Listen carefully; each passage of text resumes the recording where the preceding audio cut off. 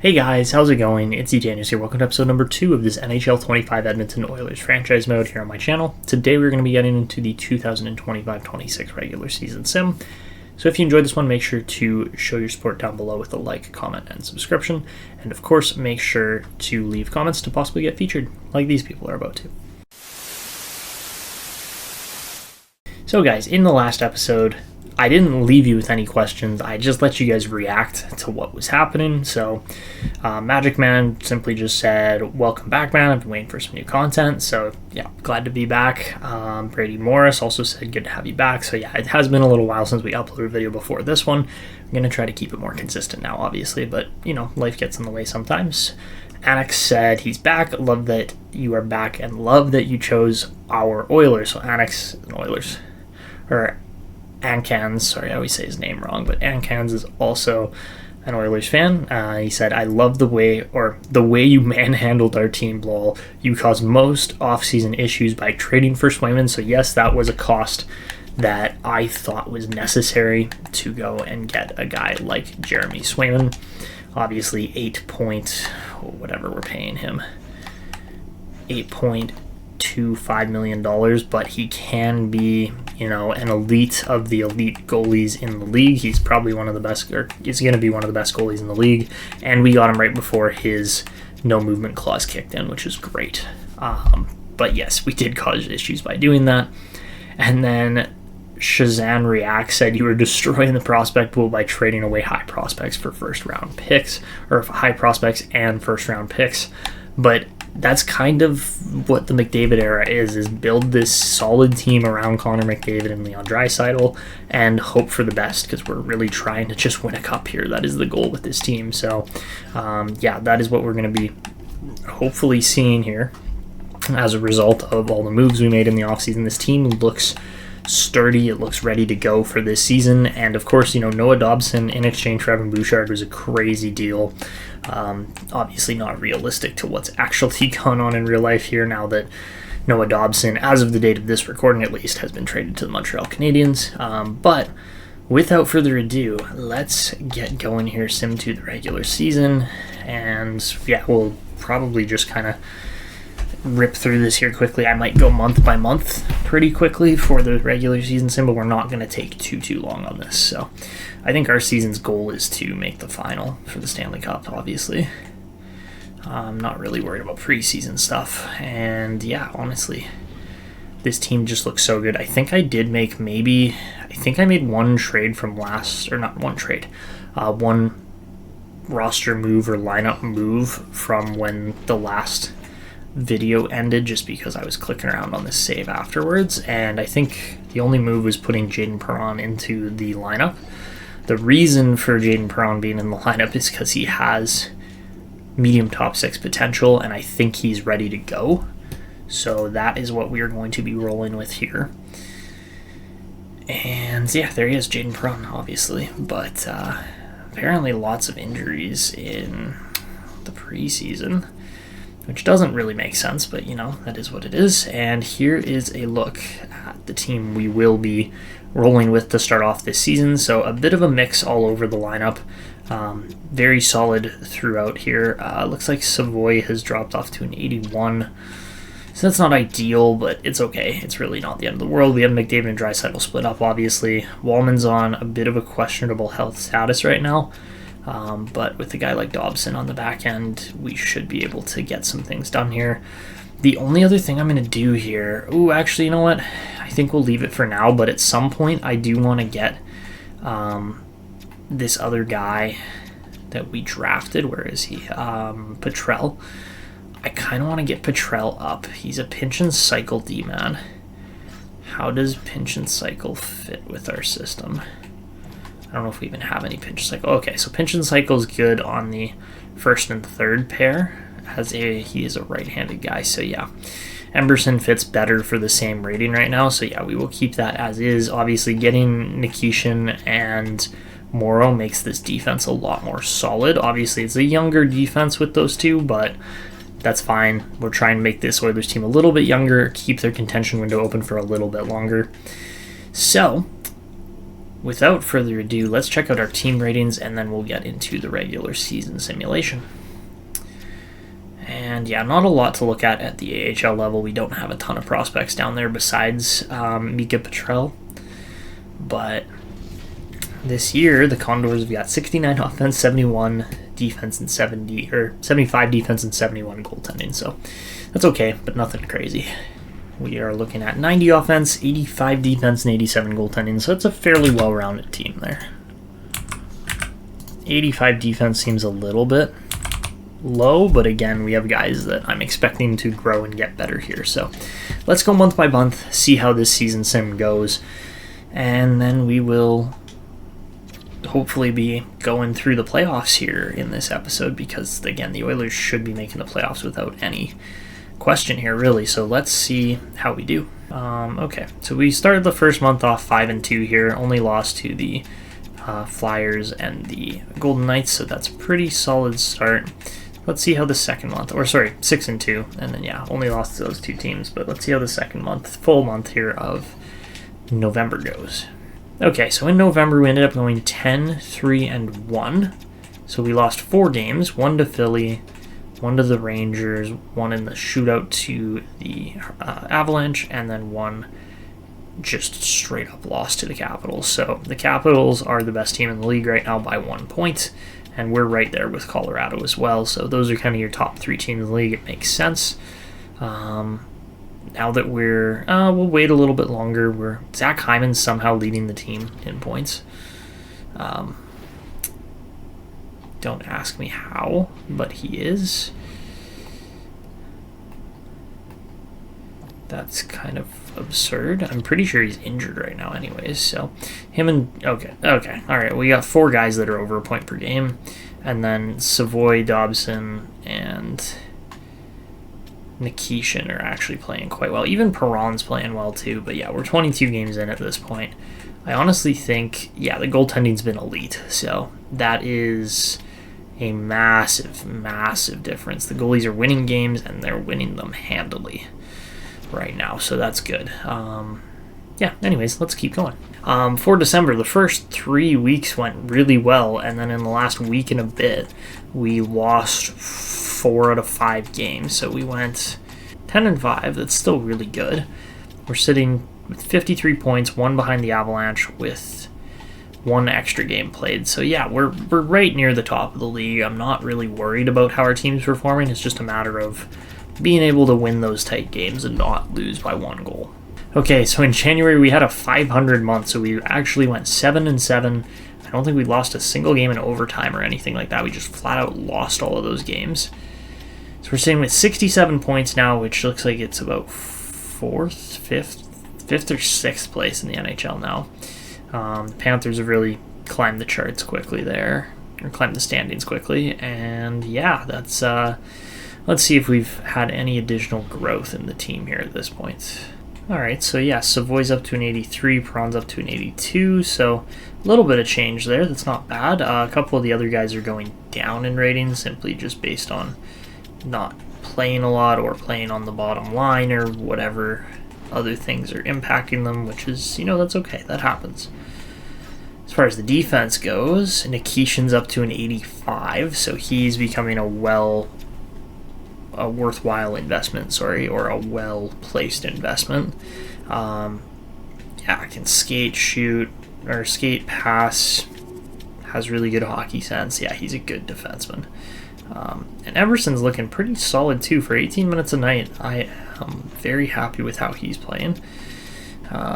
Nurse is only getting 14 minutes a night, which is probably safe, but yeah, he's been solid. 15 points, only 5 for Emerson, but 26 for Nikishin. That is 37 in 51 for Dobson, not bad, and then 14 for Walman is not good. But yeah, we kind of expect that to happen when, this is our top power play unit, and then the other power play unit's like a 0. So yeah, it does happen. Whew, okay, so February doesn't go ideally well. We go 5-3-2, which is essentially a 500 record. We get 2 extra points But Vegas has caught us, and they have a game in hand now. So, yeah, really, it's a 2-horse race there in the Pacific. I would say it's probably the same for the Metro, and maybe it's a 3-horse race in the Atlantic for the division titles, obviously. But yeah, our Swayman's been good, 30 out of 47. That's pretty solid. Not the most ideal, but McDavid's got 70 points in like 50, 61 games. That's not ideal scoring.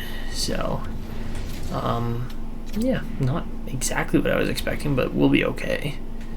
I thought for sure McDavid would be able to put up, slightly better points than that, but I guess not. Yeah, 70 and 61, that's not ideal. Then again, like I said, we have 3 to 4 guys that are point per game. And it's all of, our really top end guys, which makes sense. Draisaitl has almost 40 goals. He's got to be close. Well, maybe he's not close to the top of the league. We'll see. Oh, God, yeah. Kucherov's already got 104 points and 54 goals. So, yeah, no, Draisaitl's nowhere near the top of that list. Wow. Okay, scoring's just rolling, I guess, this year. That's kind of crazy. Okay, so we are coming up to the trade deadline, and I honestly don't think we can do a whole lot with what our team currently has and how guys are playing, how things are changing with the roster. I just don't think we're going to be making a lot of moves, really. Stoll's up to a 72, and Yakolis up to a 68 as 18 and 19-year-olds. That's pretty solid for guys that I didn't think had any decent, or like any type of potential, really.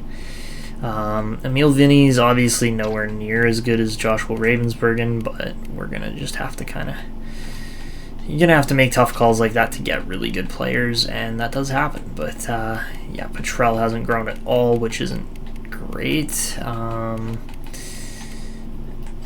Yeah, and like our best growing players here are Savoie and Nikishin and Perron, which makes sense. They're kind of the youngest and best potential guys that aren't already established players on this roster. So, yeah, I mean, we can always take a look at making a trade or finding a trade of some kind, but really when I look at this team, I go, we have $120,000 in cap space. It's not really worth making a trade when we still have 5 of our 7 picks.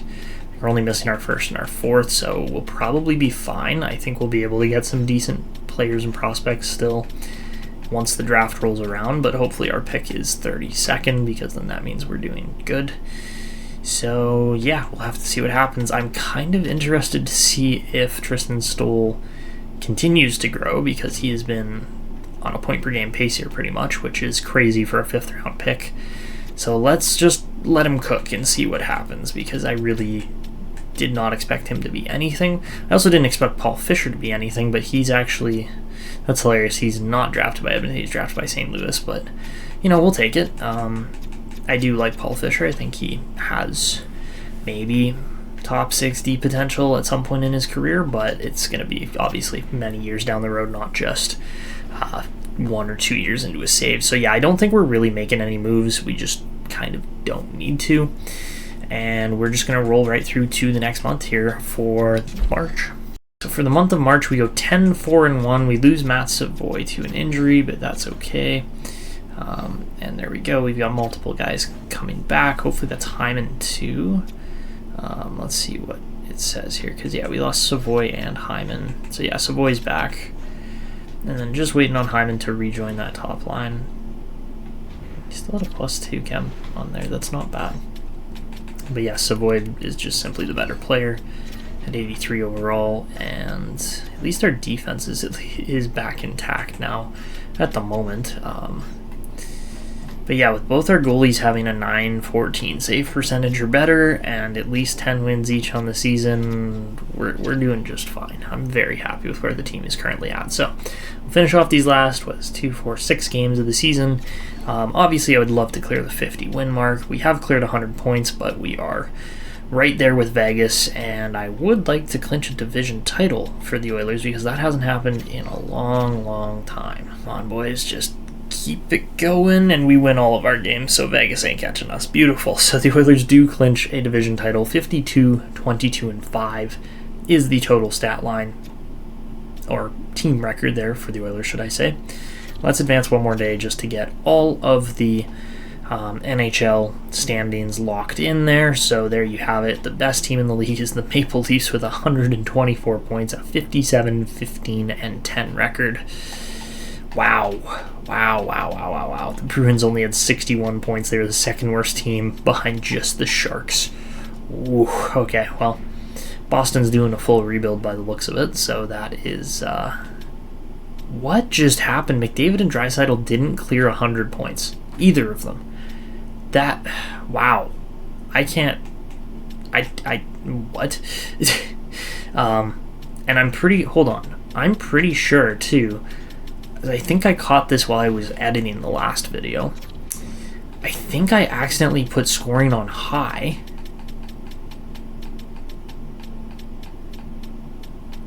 No, it's just shot frequency on high. Everything else is medium. Okay. So never mind. I think that's maybe in the Nashville series where I accidentally put the wrong stat in the wrong spot. But 95 or 96 and 92 points is some of the lowest scoring seasons we've seen from these guys in a very, very long time. So yeah, that's crazy, but also just, wow, like something else. LA misses the playoffs there, 86 points, so that kind of makes sense. When you look at the entire West, yeah, like Anaheim barely sneaks in at 8 there, so LA misses, and then Utah, Winnipeg, Dallas, and Colorado are also in there. For the entire league there, obviously Toronto was the best. We finished 4th, so pretty solid. Only a couple teams ahead of us there.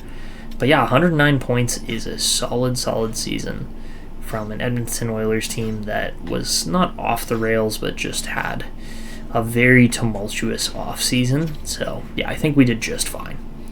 But look at the scoring. That is very well-rounded. I'm actually quite happy with that. Hyman was dang nearly a point per game. Perron almost scored 50 points as a rookie, so that's impressive in its own right. Savoie probably was on that same pace of close to 50 points if he actually got to play a little bit more, didn't miss some of those games with injury, but yeah, he had a pretty solid rookie season too. His shooting percentage, obviously I would like that higher, but what are you going to do?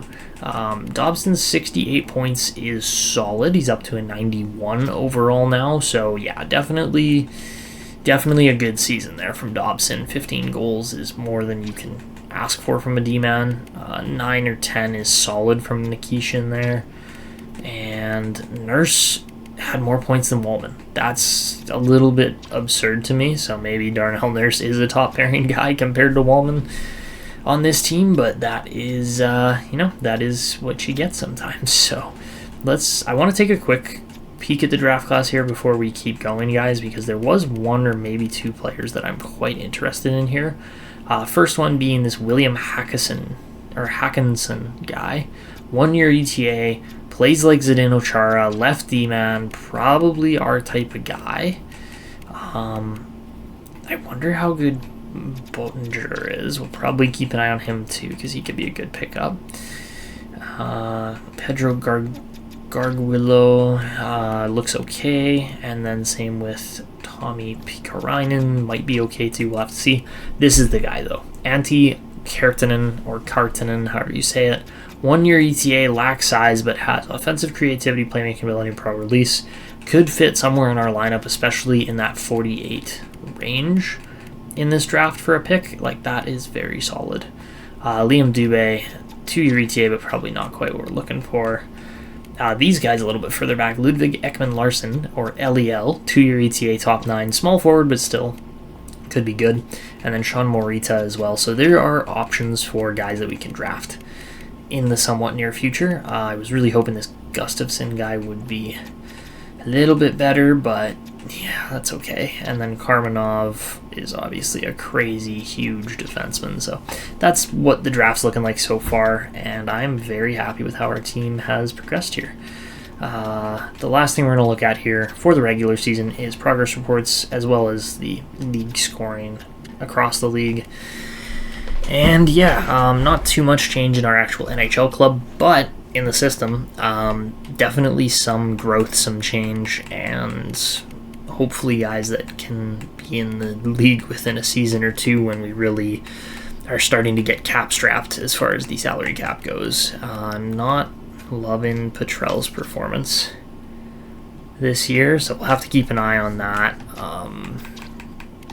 Yeah, that just wasn't quite where I wanted it to be. So let me put these stats in, and then we will get to the playoffs. Okay, so I believe, based on the standings and what I'm seeing, I believe we're going to get Winnipeg in the first round, but I might be wrong, so let's just see what happens here. And it will indeed be the Winnipeg Jets. Okay, this is going to be a fun series.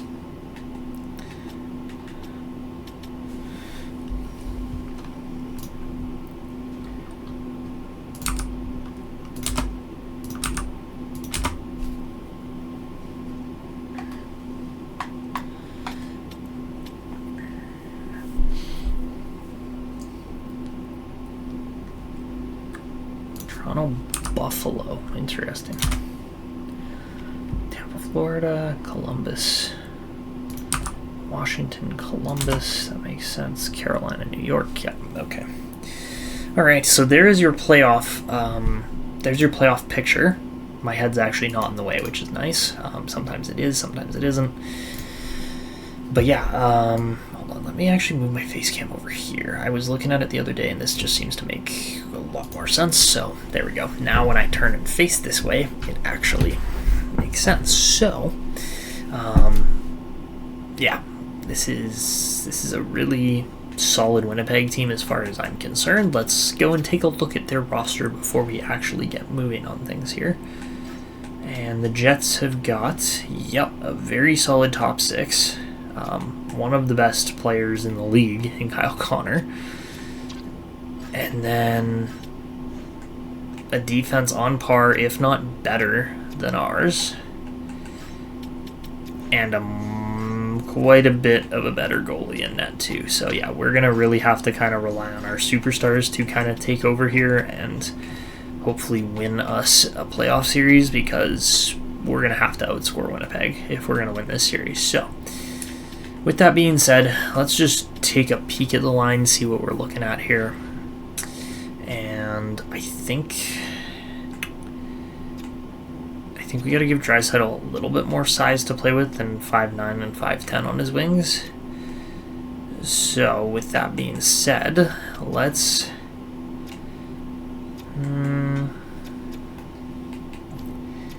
Connor Brown might be in.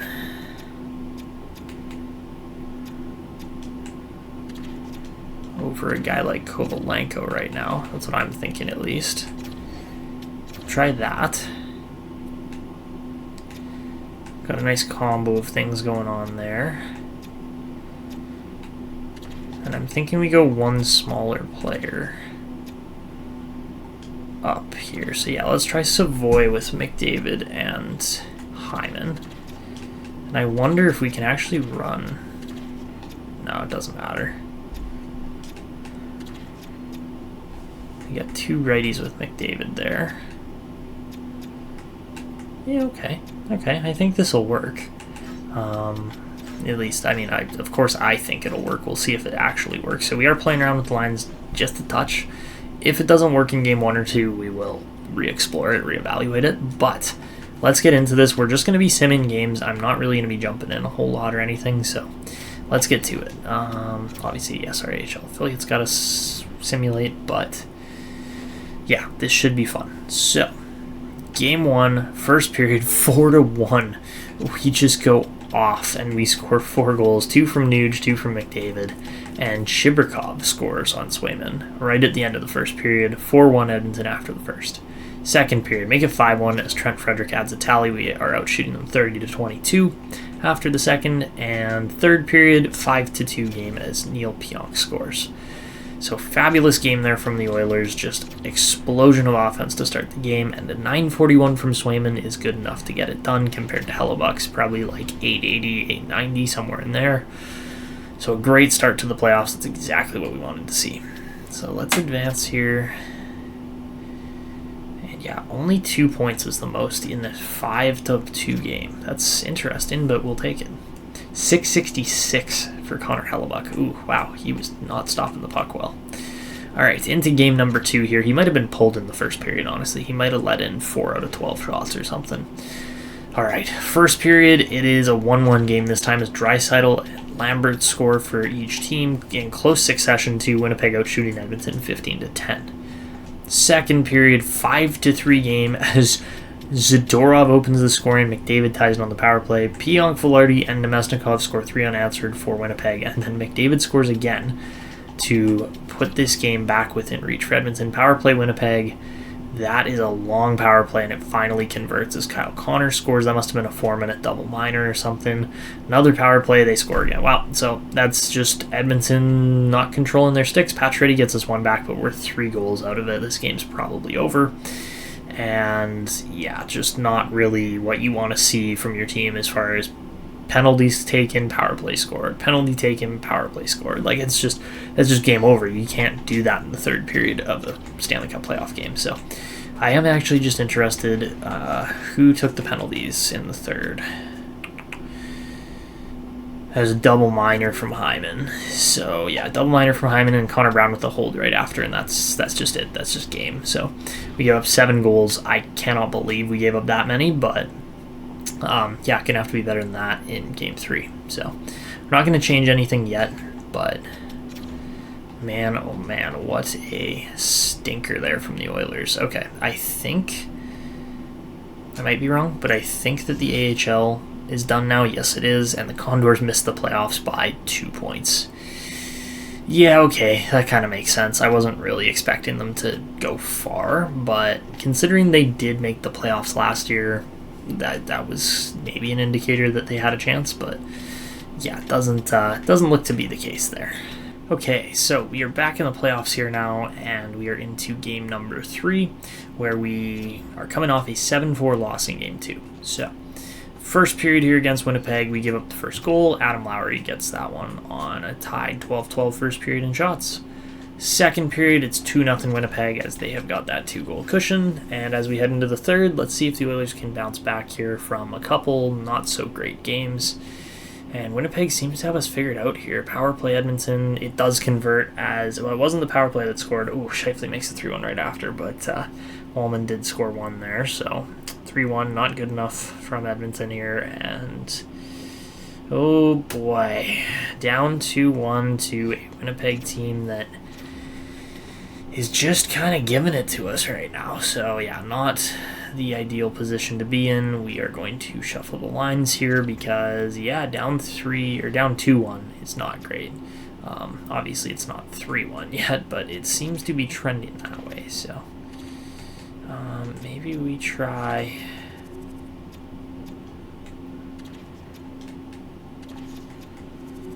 Let's try reuniting our regular season lines here a little bit more.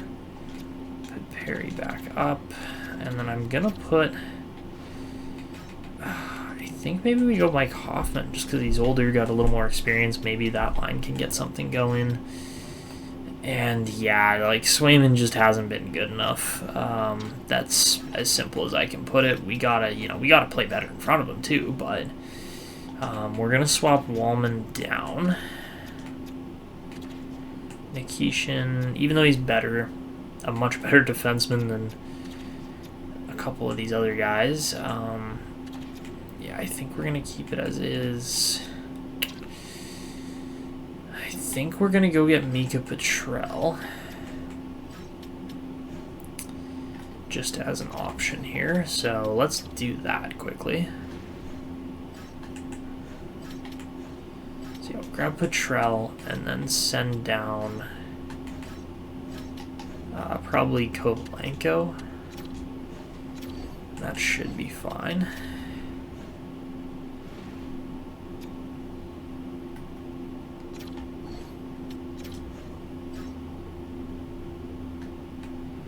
And I'm kind of considering putting Petrell in.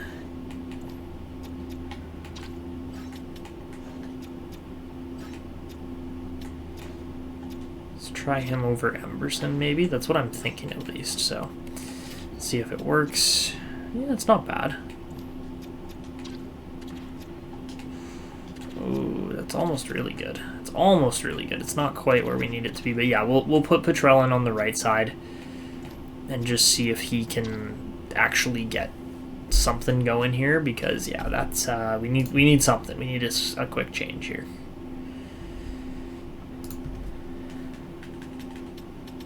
And by the looks of it, Petrell prefers 51 as his number, so we are gonna go just swap that out quickly because that was Kovalenko, but he can wear 51 all day. I don't care. And all right, so let's go to game number. What are we at now? Game number 4. Winnipeg looking to take a stranglehold. Edmonton looking to tie the series up. So here we go. First period, 1-0 Winnipeg again, as yet again we allow the first goal. Scheifele gets that one. We get a shot 14-9, so not good there either.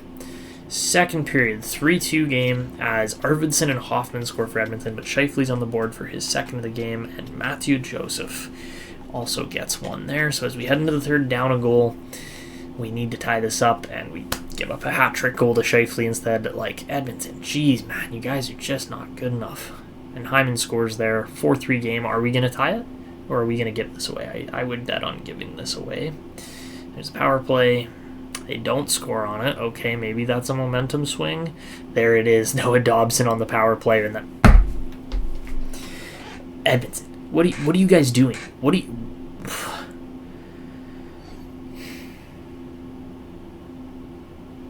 That was terrible. That was a terrible, terrible way to lose a game. Of, hey, look, we tied it on the power play. Oh, we forgot to, keep playing hockey when we scored.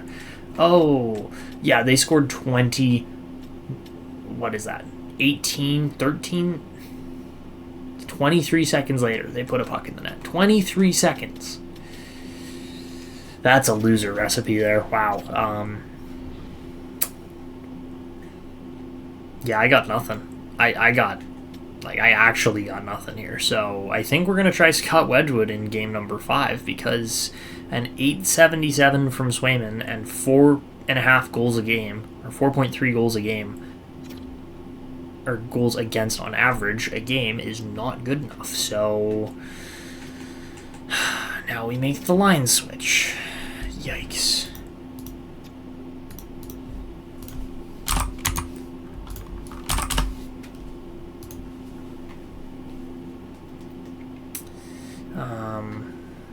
Yeah. At least we were in that game the whole way, because this was not what I wanted to see heading into game number 5. So yeah, Winnipeg's just kind of dominated us. I figured they were going to match up really well against us because of how their depth and their goaltending and everything works, but yeah, we might honestly have to actually jump into a game here. So we'll see what happens. Honestly, on this playoff round, especially after coming off of 2 cup finals in a row, you gotta win this game. All right, and 3-2 off the start for the first period. We give up 2 power play goals before we put one in the back of the net. That's right off the bat too. Draisaitl and Arvidsson score, and then Nick Cousins scores on us to make it 3-2. 15-8 on shots. Wedgwood was okay, honestly. Like, 3 goals on 15 shots, that's not terrible goaltending. Second period, make it 4-2 as Brad Lambert scores, and we are just getting outplayed here. So I'm jumping in actually physically playing this one. If you guys don't think I should play these games, please let me know. Because, yeah, this Oilers team is terrible right now. That's pretty much the only words I have for it. So, yeah, let's see if we can somehow actually beat this Winnipeg team when we're down by 2 goals. And I have the commentary on. Lovely. But yeah, you guys gotta let me know. Should I even be playing games? I mean, it is on, as far as I know, it is on Superstar here. So this is the, again, toughest difficulty we can go with. But yeah, we gotta get it moving here. We're getting outshot 25-18. Nick Cousins has 2 points on us. Like, come on. Okay, Nikishin's going to go for a bit of a skate. He hits Draisaitl in stride. Draisaitl looking down the wing. Sends it around to Savoie. Back to Petrel, and he scores! Mika Petrel. What a goal. Oh, that is awesome. What a play. Draisaitl, Petrel from Savoie, and Draisaitl. What a first goal for the Oilers. Really couldn't have gone much better. Tees it up, and just a screen in front there by the defenseman. That's just perfect. Draisaitl's tape-to-tape ability does get it done. And then Savoie, with a little bit of time and space behind the net, walks out, hits him on the one-timer. Gorgeous goal. Okay. So we got a 4-3 game here. We're still in it, but yeah, Mark Scheifele's kind of just been picking us apart here. So, yeah, we gotta be careful here with a one-goal game. We've really gotta make sure we make the right plays here. So Savoie up to Draisaitl. Draisaitl cuts in. Pass to the back door. Perron robbed. Oh, Jaden Perron probably should have scored on that one. That could have been a quick 1-2 there, but no, Hellebuck makes the save. How about Dobson leading the way in hits? You like to see that from a guy that was pronounced not very physical earlier in his career. All right, Draisaitl wins the drawback. Walman cuts back. Terrible giveaway to Velarde. Oh, that's so bad. And you're kidding me. I poke-checked once, and Velarde just dives. Like, that should almost be embellishment, man.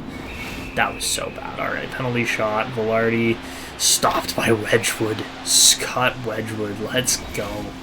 Makes the save on Velarde on that forehand backhand. There was room there, and Wedgwood gets it done. That's not a chance we want to get. Arvidsson trying to knock it off of Provorov. Can't do it. How's Zadorov walking in? Gets around his guy, and Nemesnikov almost got it, but Trent Frederick goes the other way. Frederick now driving through. Trent Frederick walks in. Great save. It's still there. Arvidsson trying to pick it up. He gets it back over to Dobson. Oh, just over the net. Frederick just getting bullied out front there. Back to Nurse. Over to Dobson. One-timer's blocked. Dobson absolutely buries Cousins as well. Man, Dobson has just been so good. Here we go. Frederick has got no stamina.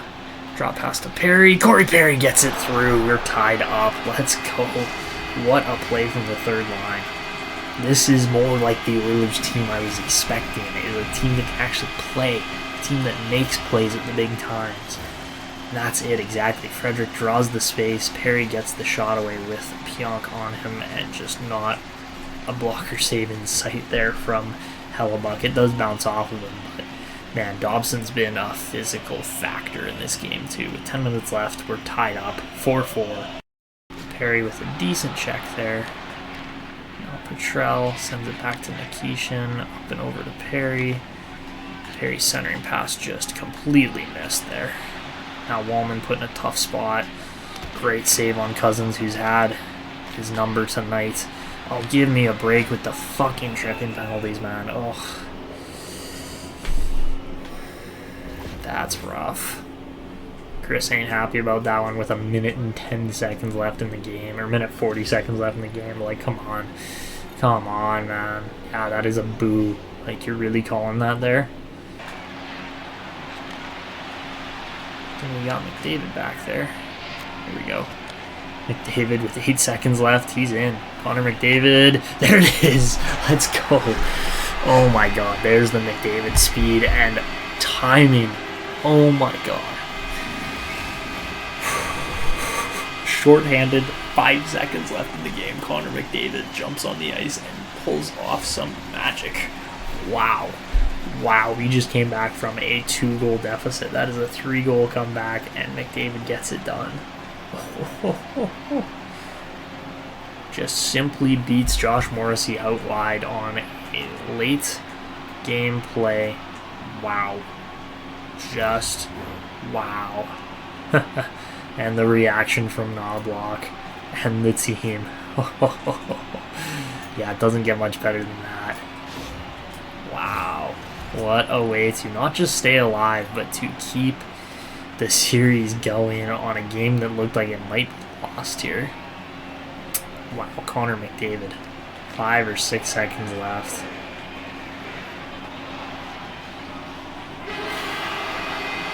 What a win. What a win. That is timing, man. Whoa. How about the timely goal from EP.2 to really turn this game on its head, get it moving. Corey Perry, and then, of course, who else but Connor McDavid. What a win, and Scott Wedgwood is able to get it done. I think we will be going back to Swayman in this next game, but man, oh man, Connor McDavid just turned the game on its head. EP.2 with 2 points. 2-point night for our rookie defenseman. That's what we like to see. That is absolutely what we like to see. Alright, so 888 from Wedgwood. Really not much better than Swayman, but he got the win. That's the difference there. So, as we head into Game 6, down 3-2, we need another win, obviously. First period, we're up 2-1 in this game. Finally, we get the first goal. Draisaitl scores, then Nemesnikov, and then Nugent-Hopkins to give us the 2-1 lead. We're out shooting Winnipeg in the first period here. Second period, still a 2-1 game. We just got to hold the lead here. So as we continue on here, let's see what happens. And 3-1, Nuge gets another one. 3-2 as Lowry immediately responds. And yeah, it's a tight game here. Again, this is anybody's game still. Power play Edmonton, come on, boys. Oh, you have to score on that power play. Winnipeg gets one. They don't convert either, all right? So power play's traded both ways, and it doesn't matter. And as we head into the final minute here, we are going to get the win. 3-2, and we head back to Edmonton for Game 7. That's got to be a big performance from Swayman. Yeah, 9:31, he bounces back. Beautiful. I mean, kind of just an Edmonton goaltending story regardless. Yes, he's an $8.25 million goalie, but again, goalies are still going to have some down stretches. That's just how the position works. So, as we head into Game 7, again, 7 games against Winnipeg. It makes sense. They're a good team. They match up well against Edmonton, but we got to finish them off here. First period, 1-1 game. Dobson gets the first goal, and then Reshevsky, 6th defenseman, 7th defenseman for Winnipeg, gets the game tire. 14-9 in favor of Winnipeg on the shots. Second period, 2-1 lead for the Oilers, as Jake Walman, out of all players, is able to net one. As we head into the third, Arvidsson makes it a 2-goal buffer. Draisaitl makes it a 3-goal buffer, and this one is over. We turn the momentum in the tide with that comeback win in game number 4. It really just turned the series. Sorry, game number 5, and it's really just turned the series around. Edmonton gets another couple power plays there, and it's over. Winnipeg gets one there with Kyle Connor, but too little too late from Winnipeg on the scoring. And Edmonton turns it around and wins 3 straight to head to the second round. Arvidsson with a 3-point night, a .942 save percentage from Swayman. He's playing like a star goalie again, which is great. That's exactly what we wanted to see. And, man, what a playoff series. And the first round's done. I lied. First round's not done. Carolina and New York have got one more game to play here. And who's going to win it in 7? It is going to be the Carolina Hurricanes. Interesting. So I was going to say every top-seeded team won. We literally had the top team on all of the brackets winning besides the Carolina Hurricanes beating the Rangers there. So we take on Vegas in round 2. Let's go take a look at, first off, Vegas, as well as, this is the Anaheim team they just beat. So, yeah, I mean, solid team, nothing crazy, but, yeah, Vegas is pretty loaded, and oh my goodness. Vegas is pretty loaded, and we understand that. So, yeah, we're going to have to be pretty cognizant of what they are able to do. They got a really solid backhand. Looks like they went out and got Mario Ferraro as well. So, yeah, their defense is a unit, but our offense is a unit compared to theirs. So I think that's where we really have the advantage in this series. But, yeah, let's sim ahead here. I am going to hit save on this file just because I am worried that something's going to crash or something's going to go wrong, because that does tend to be the case. But Adin Hill stood on his head in the first series. Jeremy Swayman still working his way back into that elite goalie save percentage territory. But as we head into game 1 here, let's see what we can do against the Golden Knights. So first period, 2-2 game. Barbashev opens the scoring. Savoie and Arvidsson take the lead there, and then Ferraro ties it up. We outshoot them 13-11. Second period, 4-3 for the Oilers as Zach Whitecloud made it 3-2. Hyman ties it on the power play, and then Draisaitl scores again on the power play. 25-22 still in favor of Vegas on the shots. And the third period is going to result in a 5-5 game heading to overtime as Nicolas Waugh and then Raphael Harvey-Pinard score on Swayman before Nikishin ties it up with 3 minutes and 50 seconds left on the board. And I accidentally hit the wrong button, but it looks like just 1 minute in anyways, Shea Theodore wins it for Vegas in overtime, so that one's over really quick. Not much of an overtime there at all, and Vegas takes a 1-0 series lead. 6 goals against, again, not good enough. We got to be better than that. So, into game number 2. Let's just defend Swayman a little bit better, right? That's just don't let him buzz the tower. First period of game number 2, Arvidsson and McDavid score before Karlsson finally gets one on the power play.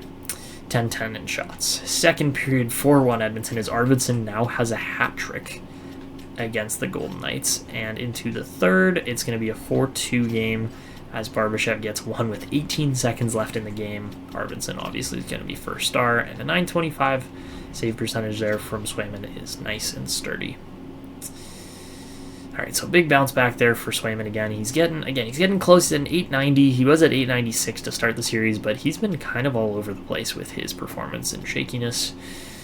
And yeah, all right, into game number 3. Game number 3 is going to be Edmonton on the board first. McDavid on 1 of 8 shots. Vegas gets 15 and doesn't score. Second period, it's a 1-1 game as William Karlsson ties it up. And as we head into the third, let's see what happens here. So again, Vegas has kind of been all over us, but it's a tie game, which is something we can look at as a positive. And Zach Hyman scores again on just the 18th shot of the game for the Oilers. I think we're better offensively and in goal than the Golden Knights, and I think that's going to be the difference in this series. So yeah, 2 goals there from Hyman and Dobson kind of just turns this game on its head. And it looks like Edmonton is going to be up now. What's the score in this series? I'm sorry, I've completely blanked on this. This is now 2-1. Sorry, yes. 2-1 for the Oilers. McDavid with 13 points. Jason McKinnon, point, and Seth Jarvis as well as Kucherov. All right. Into game number 4 here. Swayman's back to a 900 save percentage after that performance.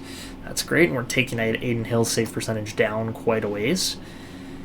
First period of game 4, it's 9-9 on shots, no goals. Second period, 1 goal for Vegas as Barbashev scores shorthanded.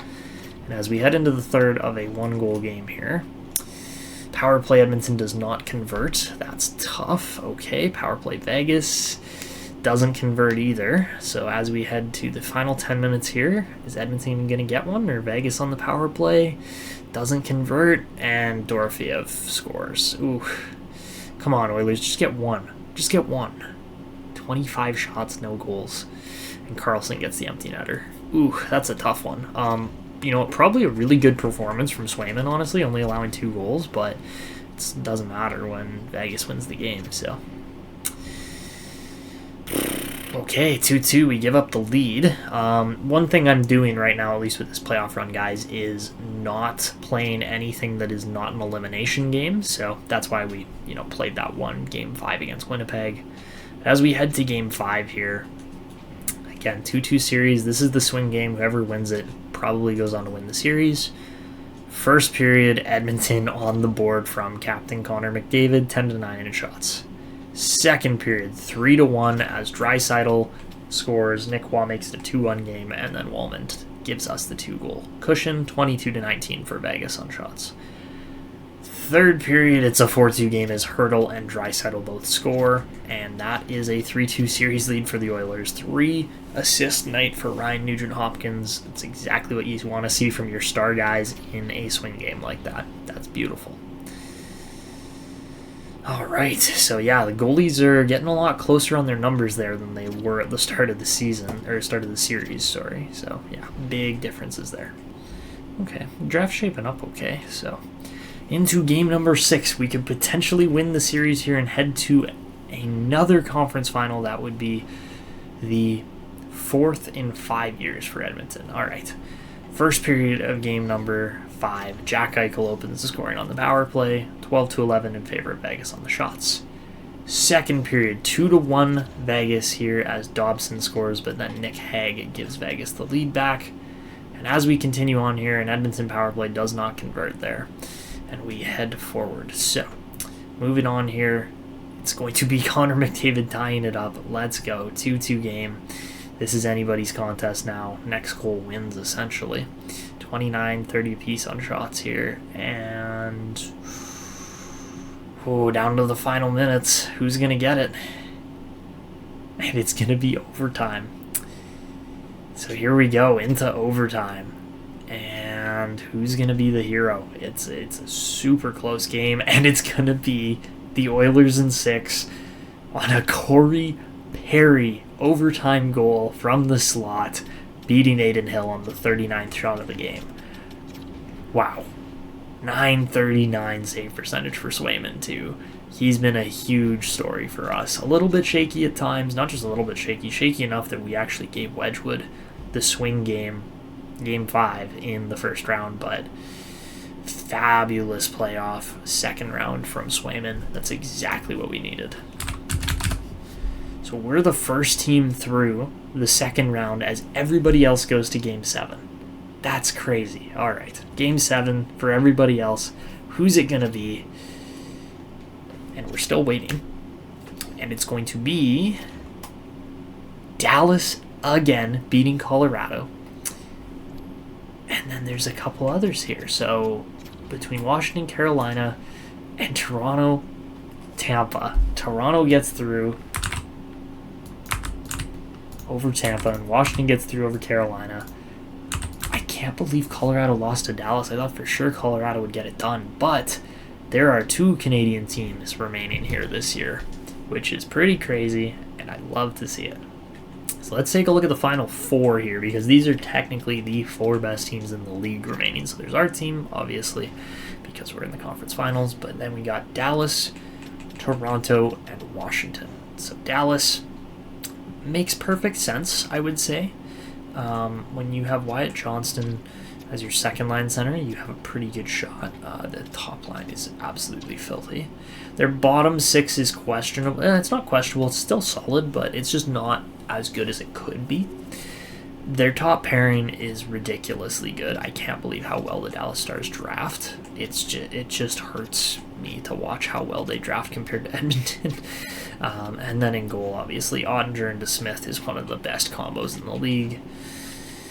Wow, Dallas is going to be a tough out, that's for sure. All right, next up we got Toronto. Toronto looks really sturdy too. Little bit of lack of depth there, but again, their depth isn't bad. It's just, it could be a little bit better. No idea where this Cade Weber has come from, but they have got a massive top pairing there at 6'5" as the shortest player. Then Morgan Riley, Chris Tanev, and then Ekman Larson and Jake McCabe. That's a good defense. And then Stolars and Walman net. Yeah, Toronto's solid. Their goaltending is probably the big question mark there, but still. And then Washington. Washington has got a super deep team. Very good players, 83, 84 rated players on the third line. You don't see that too often, so keep an eye on the Caps. They might just make light work of the Leafs. We'll see what happens there. Toronto's defense is probably quite a bit better than Washington's, but the goaltending is a question mark. Ooh, and yeah, with Chychrun out, it's definitely better right now. So we'll see how that plays out. But that is the final 4. Let's see if we can send the Dallas Stars off for a 4th consecutive conference finals. And here we go. First period of game number 1. It's a 3-2 Edmonton lead as Draisaitl opens the scoring. Johnston and Heiskanen respond. Nuge ties it, and then Hyman gets us the lead on the power play. We outshoot him 12-11. Second period, 4-3 game as Johnston and Draisaitl each score again, and with the 1-goal lead, let's see if Edmonton can maintain it or if Dallas is going to tie it. And they are going to tie it. Kevin LeBanc makes it a 4-4 game. This is anybody's contest. 5-4 as Lindell is able to give Dallas the lead. Now let's see if Edmonton can swing the momentum back here with a couple shots and chances. And Dallas on the power play does not convert. Edmonton with the big kill. Come on, boys, tie it up. Let's see it. And they're not going to get it done. They give up the lead. Ooh, that's a tough one for Edmonton. 2 unanswered goals in the third period as Dallas gets it done. 5 goals against again in a game 1. We haven't been starting series on time, and it's been a little bit tougher of a run because of that. So here we go. Game number 2. We got to respond. We got to bounce back. First period, 2-0 Edmonton lead as Savoie and Arvidsson get the goals on Ottinger. We get outshot 12-8 though. Second period, 5-0 Edmonton as Nuge gets a shorty right off the bat, and then Nurse and Walman get 2 defenseman goals. And wow, 6-0 game as Savoie gets his second of the night. Shutout for Swayman, first star of the game on 33 shots, 3 assists for Dobson. What a game for the Oilers. That was a massive momentum shifter and a statement game of, you want to beat us? We're going to show up the next game and you're not going to stand a chance. That's pretty much it. So, yeah, massive game 2 there. As we head to game 3, this Oilers team has just been solid throughout for the most part. So, game 3, we start off down 2-1. Pacioretty had the opener, but then Robertson and Hintz get the lead for Dallas. Second period, 4-3 game as Nurse trades goals with Rantanen, and then Petrell, and then Robertson for his second. So, again, chasing a game here. We're trying to tie this game up here and try to grab a lead in this series, but Dallas has kind of just held us off the whole time here. So let's see if we can change that. Power play Edmonton. Come on, boys. Doesn't convert. You want to see those power plays convert, but then Jaden Perron on the power play gets it done. We get another power play opportunity, don't score, but then McDavid scores. There's the momentum swing. Connor McDavid gives us the lead. 2 goals unanswered the other way, just like in game 1 for Dallas, but this time Edmonton is the one handing out the momentum swing. 4-point night for Rantanen is nullified there by a 5-4 Edmonton victory. That is a huge performance from the Oilers. All right, into game number 4 now, where we can potentially take a 3-1 series stranglehold. And let's see what happens. So, first period, 0-0 game, we get outshot 12-9. Second period, 2-0 Dallas as Sagan and Lindell score. And this very well might be a 2-2 series after this third period here. So let's see what happens. We're getting close on the shots now. Let's see if we can just keep putting pucks on net. Something's got to go past Ottinger at some point, but maybe not. He might be getting that shutout, so we'll see what happens. 4 minutes left. Come on, just put one in the net. There it is. Nuge. Come on, boys. One more. One more. Nope. Dallas power play. Yes! Short-handed goal from Scott Morrow. And we head to overtime. What a play. Scott Morrow from the top of the circles gives us an overtime. And as we continue on to OT, Edmonton wins it 3-1 on a Mike Hoffman fourth-liner OT goal. He scores from just off of the blue paint. Wow. Wow, what a swing in the series. That should have been Dallas's game, and then Scott Morrow comes up clutch. That's not who I would have predicted to tie the game up, but we will take it. 3-1 Edmonton. They can dispel the Stars in just 5 games this year. Same as last year, potentially. So, here we go. Game 5. Let's put the Stars to bed. First period, 1-1 game. Maverick Bourque opens the scoring. Connor McDavid ties it on the power play. 16-11 in favor of Dallas on the shots. Second period, 2-1 Dallas lead as Mason Marchment finds the back of the net on the power play. And as we head into the third here, let's see what happens. And power play Edmonton, 5-on-3, does not convert at all. Ooh, another power play. Wow. If we don't, yeah, okay, we deserve to lose this game if we don't score on 3 power plays back-to-back, essentially. 3-1 Dallas, 5-3. 5-on-3 power play converts once there, but yeah, too little too late, Edmonton. You guys got to put a puck in the net here. And nope. Yeah, that was a game of missed opportunities. That is all I can say. When you have that many power plays and you still lose the game, that's just on you. That is just simply on you. Look at how many penalties the Dallas Stars took. That is 5-1 in the third period. Yes, Hyman got a double minor for high sticking again, but oh man, that you gotta hooking, holding, roughing, holding, like you have to score. You just have to score. So That's a tough one not to finish the series off in 5-on, but McDavid still had 2 points. Otter put up a .958 save percentage, so what do? Yeah, just regroup and win the next game. That's really all you can do. So let's see if we can put the series away in Dallas, which is not where you want to be doing it, but whatever. First period of Game 6, McDavid on the power play. We outshoot him 15-6. We came out flying in the first period. Second period, Dallas ties it up. Jamie Benn gets it tied, and as we head into the third, anybody's game here again. We're outshooting Dallas slightly, but they're coming up hot here. Power play, Edmonton does not convert. That's a momentum shift.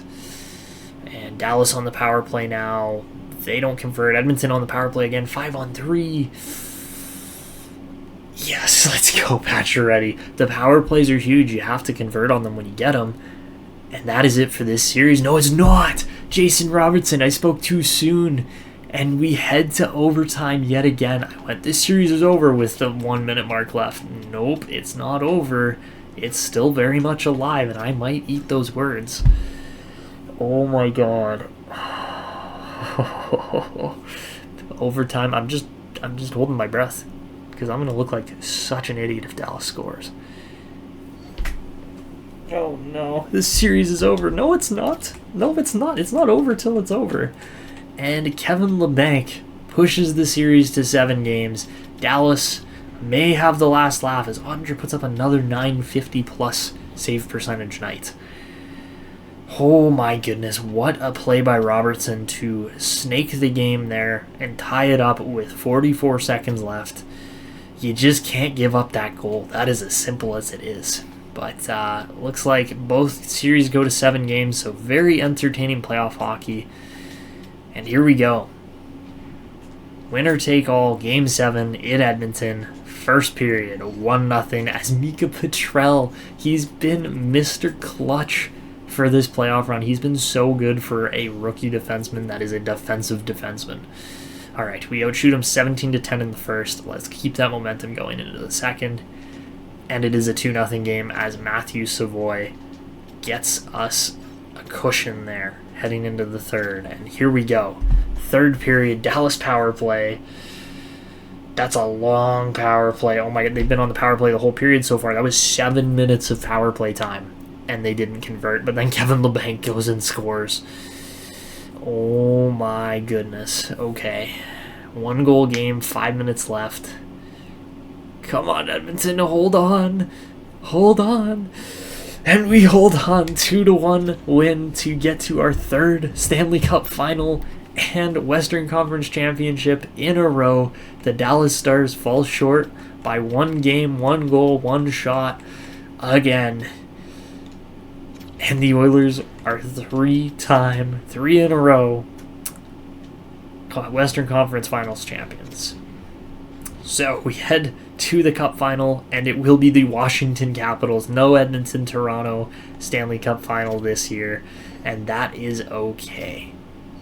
Chris Knobloch is going to be over the moon about that. Let's go, Nobby. We're back yet again. That's 3 Cup final appearances in a row for one coach. That is some pretty legendary status. So Logan Thompson is the goalie in net. They duked it out with the Toronto Maple Leafs' crazy good offense and were able to get it done. So, here we go. Oilers, Capitals, Game 1, first period. It's going to be a 1-1 game as Hoffman and Ovechkin, 2 elite goal scorers. Putting the puck in the net, I would say Ovechkin might be a little bit better than Mike Hoffman. But man, oh man, what a first period. Very evenly balanced game. Ovechkin scored from almost the goal line. What a sick goal. That is, I mean, both guys did. That's crazy. Okay. Second period, 2-2 game as Draisaitl and Karlsson score from almost identical spots again. Draisaitl scored with 50 seconds left to tie it. 20 shots apiece. This is a dead even playoff series. Oh my goodness. 3-2 Andrew Mangiapane gives Washington the lead in the third. Ovechkin makes it 4-2. Oh boy, we're falling apart here. The wheels have fallen off the Oilers. Nope, Mike Hoffman keeps it alive. 4-3 game. Come on, Edmonton. Let's just keep it going. Keep the narrative of this is a tight series going. There it is. Connor McDavid ties it. It's a one-shot game, tie game here. Oh my goodness. What is going on? This is so evenly matched. I can't believe how well these teams are matching up against each other. 4-4 game. Who's going to get it? Who's going to be the hero in game one? Halfway through now almost. Just a little bit short of that. And it's Washington. It will be Trevor Moore on Jeremy Swayman to give Washington the 1-0 lead. Ovechkin with a 3-point night. We got to shut him down a little bit better than that, considering that he probably can't skate very fast anymore. It's really just getting a stick in the lane with him and making sure that it doesn't go off you and into the net. That's pretty much it. So Dylan Strome is yet again outscoring Connor McDavid in the playoffs. I have no words for what I am witnessing right now. Okay, game 2. Let's go. First period, Washington with the lead. Trevor Moore yet again haunting the Oilers. We outshoot him 12-7 though. Second period, 1-1 game as Arvidsson finds the back of the net. And as we head into the third period here, anybody's game again with a tie game, but the next goal is huge and Tom Wilson gets it. Come on, boys. Oh, Dylan Strome scores right after. Edmonton has yet again fallen apart here. And the third period, oh, come on, Hoffman has been crazy good. How is Mike Hoffman still doing this? But come on, Edmonton, anything. Come on, tie it up. Nope. All right, so we're down 2-0. Is that on home ice? That might be on home ice. We were each 109 points. No, okay, so that was 2 away games. We lose both on away ice, so Edmonton's serve, I guess, here. They just got to defend home ice, so not a great first 2 games. I mean, we lose by 1 goal both times. It's that close a series, but 2-0 lead for Washington is huge for them. Game 3, we have to win this game. First period, 2-0 Edmonton. Draisaitl and Henry get the goals. We outshoot them 12-10. Second period, 5-0 Edmonton as Morrow gets a shorty again. Hyman and Draisaitl score 5-0 into the third. And it's an 8-1 game as we dismantle Logan Thompson in this game. Just saying, you don't get to do that. That's just not how it works. We outshoot them by 20 shots in game 3. Wow. McDavid with a 3-assist night. He doesn't show any goals, but that's fine. And it is a tight race here for the scoring lead here too. Wow, very close. But yeah, this is a crazy cup final so far. 2-1 now in this series. 90+% of our tickets sold. As we head to game 4, we just have to defend home ice for now. Game 4 first period, 12-10 on shots for Washington, nobody scores. Second period, 1-1 game as Hoffman and Ovechkin yet again finding the back of the net. Those guys have been elite in the final here. Washington power play does convert, John Carlson scores. Edmonton power play, that has to convert. It doesn't. Ooh, that might be it. Washington power play again, if they score here, it's over. It's not. 2-1 game, come on. Come on, Edmonton. Nope, you hand it away. 3-1. We're going to be facing elimination in Washington. Ooh, that's tough. Okay. Capitals have really played well in this series. I got nothing for how well they have played so far. Thompson, 964. What a bounce back from his 8 goals against the night before. Or 2 nights before. So yeah, very, very even goaltending, at least in this series. Washington up 3-1. That is not where we wanted to be heading back to Washington. But McDavid, Draisaitl, and those top guys have to step up. You have to score in tight games like that to change the momentum and change the complexion of the game. And it just hasn't quite been happening. So, with that being the case,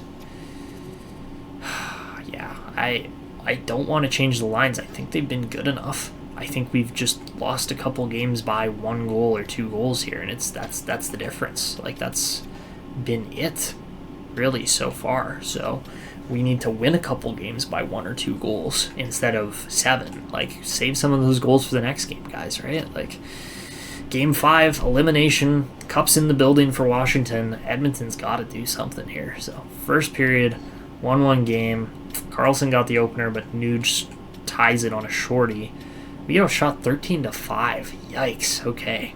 Second period, 3-2 Oilers lead as Nurse scores, Leonard ties it, and then Perron gives us the lead. Jaden Perron, let's go.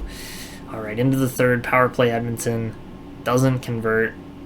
Power play Washington, doesn't convert. Oh my goodness. Power play Edmonton again, does convert. Draisaitl gives us the 2-goal cushion, and it's not a one-shot game anymore. Down to the final 4 minutes, power play Washington, doesn't convert, and we will survive an elimination game on away ice. We need to do that one more time here if we want to win a cup, but Jeremy Swayman, 947 save percentage. That is the best performance you can ask for from a goalie in that situation. All right, into game number 6. In Edmonton, you have to show up for this game. You have to. There's no other option.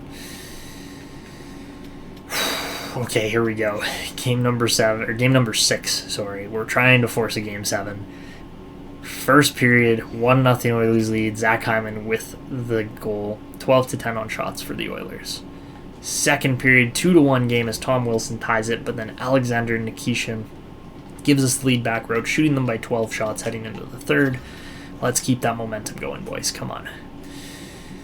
And nothing happening so far besides some shots both ways. Power play does convert. Ooh. If nothing happens here, yeah, we're jumping in at the 9-minute 20-second mark. Ooh, okay, facing elimination. This is far too tight for my liking. I like jumping in these situations, though. That's for sure.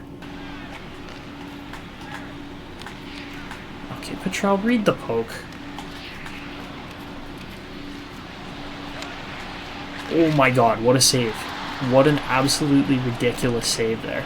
I can't believe that didn't go in. Nikishin, great turn. Oh my god, how is that not in? How is that not in? There's so much traffic in front. I'm honestly watching this game going, Logan Thompson is just stealing this right now. Like, he might as well have a shutout. Like, off the draw, Draisaitl loses it. We kind of need a win there. Big hit by Draisaitl. That was a massive physical play. Here's a slash. Yep, Perron drew it. Oh, what a move by Dobson. Oh, if that went in, man, that would have been such a nice goal. But yeah, slashing penalty on Savoie with no time left. He just whacks him right on the hands. Yep. Right in front of the net. Just that whack, or I guess whack on the backhand. I could change the game. Edmonton power play, boys. Come on. Alright, McDavid does win the draw, too. Beautiful. McDavid walks in, can't fire. Back across, and there's another power play. That had to be a hook in front, too, right? Or another slash. Oh my goodness, mini iota go. Right on the hands again. Yep. Not surprising. That's what you have to do. Like, otherwise McDavid's probably scoring there, but 5-on-3 for a full 2 minutes here almost. Minute 53. Oh, I lost it. Yep, that's not great. We had the full pressure going. Here goes Draisaitl down the wing, cuts back in, finds Dobson, right across. There's McDavid, what a save! Lapierre can't clear, Draisaitl finds it. Oh, can't make the play though. Lapierre absolutely hammered. Draisaitl fakes his guy out, over to Nuge, back in front, and we miss the pass. Dobson now. Oh, how do you miss that? No, that's not good enough. Come on. Good play. McDavid wrapping around in the middle. Stops up, looks around, finds Perron, and it's in. Draisaitl scores before the regulation buzzer goes. 11 seconds left. Oh my goodness, what a play. McDavid cuts back, finds Perron, and then the shot looks like it might be going wide. Looks like it's going into the glove, honestly. It looked like Thompson had it up high, and Draisaitl tips it out of midair. What a play. It does go off the post too, which is also crazy. But Perron, fresh on the ice, looks for the shot, tries to beat his guy, and it was going in the glove. It was going to be a big glove save, and instead it is not. All right, we're still in it. We're still in it. Breathe. 31-40 on shots. What a crazy high chance game. And we still have a power play for a minute 14 for these last 11 seconds here at least. But off the draw, they're going to push. Savoie actually has a chance here. Matthew Savoie almost got the drop pass, but that is it. 2 seconds left. Oilers get it done. Nigel's finally in for his feature. And the Oilers will head to game number 7 against the Washington Capitals. What a crazy, crazy game. Nigel. Hey.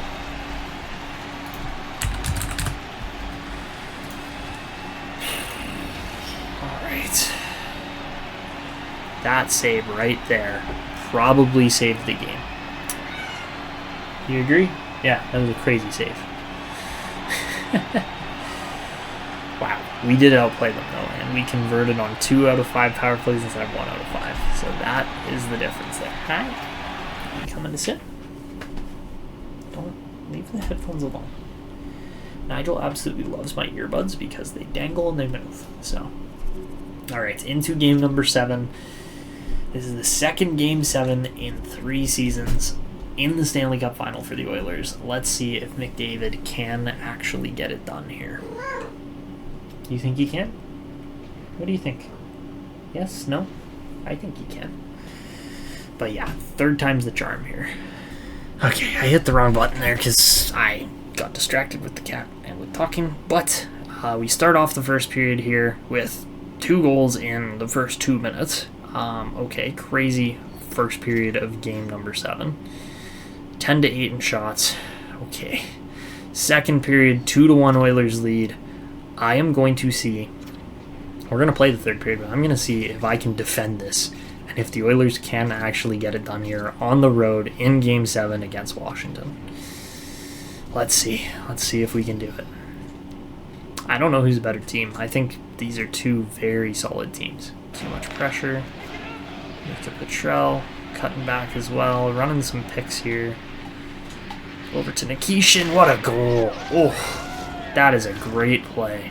Alexander Nikishin absolutely one-times that one into the net. Not much of a chance there for Dobson, as that was through traffic, through his screen, and just opens up perfectly. And yeah, just Savoie gets in the way enough there. He's not tall, but gets in the way enough that Dobson did not react to it, and his glove's slow, and it's in the top of the net. Carberry not happy about that one. That one stings for sure.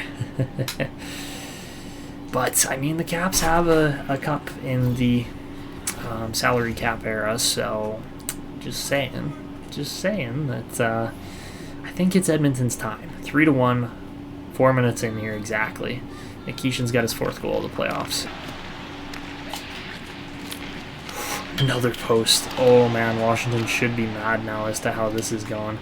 Oh, here we go. Trent Frederick on a breakaway off a flip.